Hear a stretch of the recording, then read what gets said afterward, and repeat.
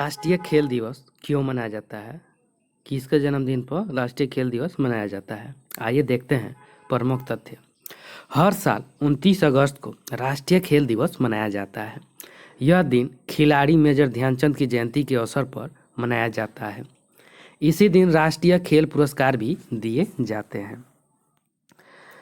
देश हर साल 29 अगस्त को राष्ट्रीय खेल दिवस मनाता है। यह दिन हॉकी के जादूगर मेजर ध्यानचंद के जन्मदिन के रूप में मनाया जाता है।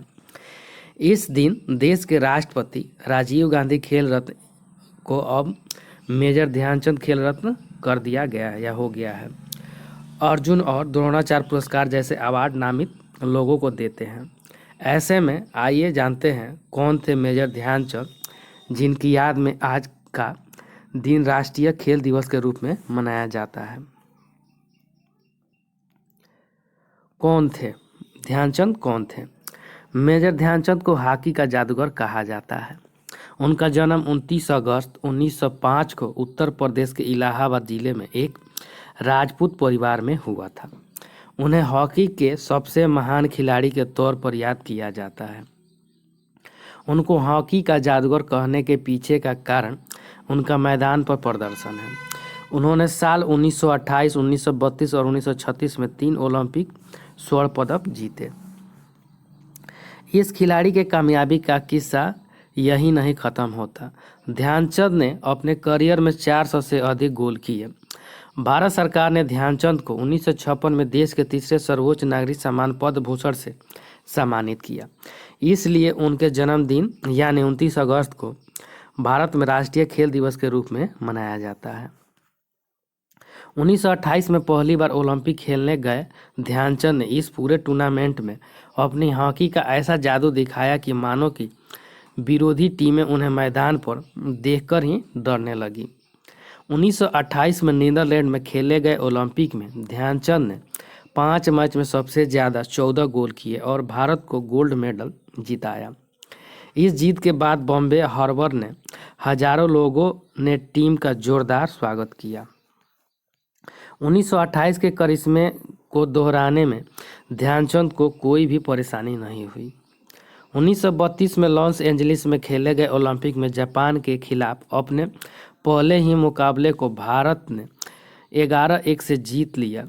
इतना ही नहीं, इस टूर्नामेंट में फाइनल में भारत ने यूएसए को 24-1 से हराकर एक ऐसा वर्ल्ड रिकॉर्ड बनाया जो बाद में साल 2003 में जाकर टूटा।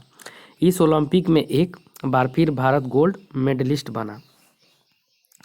अलीगढ़ मुस्लिम यूनिवर्सिटी में पढ़े ध्यानचंद के लिए ये ओलंपिक सबसे ज़्यादा यादगार रहने वाला था। ध्यानचंद की कप्तानी में बर्लिन पहुंची भारतीय टीम से एक बार फिर गोल्ड की उम्मीद थी।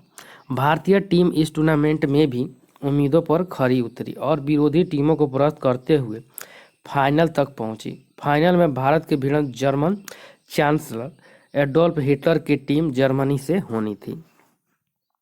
इस मैच को देखने के लिए खुद हिटलर भी पहुंचे थे, लेकिन हिटलर की मौजूदगी या गैर मौजूदगी से भारतीय टीम या ध्यानचंद के प्रदर्शन पर कोई असर नहीं पड़ने वाला था।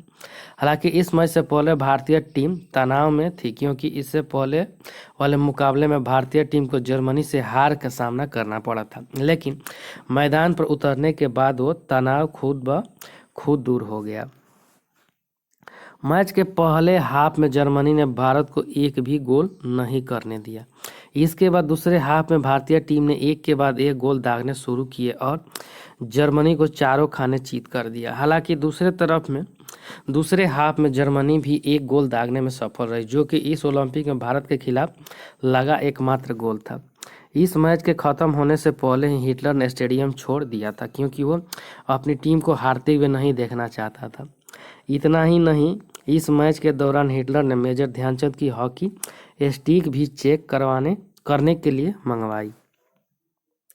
हिटलर ने ध्यानचंद को डिनर पर आमंत्रित किया था।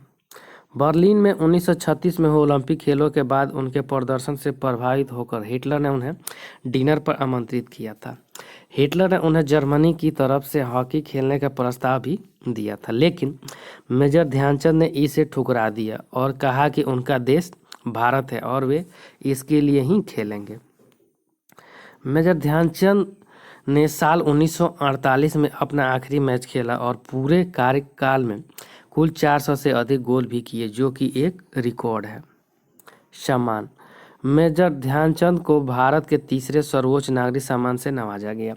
उन्हें साल 1956 में पद्म भूषण से सम्मानित किया गया। ध्यानचंद ने हॉकी में एक के बाद एक कीर्तिमान जो बनाए, उन तक आज भी कोई खिलाड़ी नहीं पहुंच सका। इस महान खिलाड़ी की याद में आज का दिन राष्ट्रीय खेल दिवस के रूप में मनाया जाता है।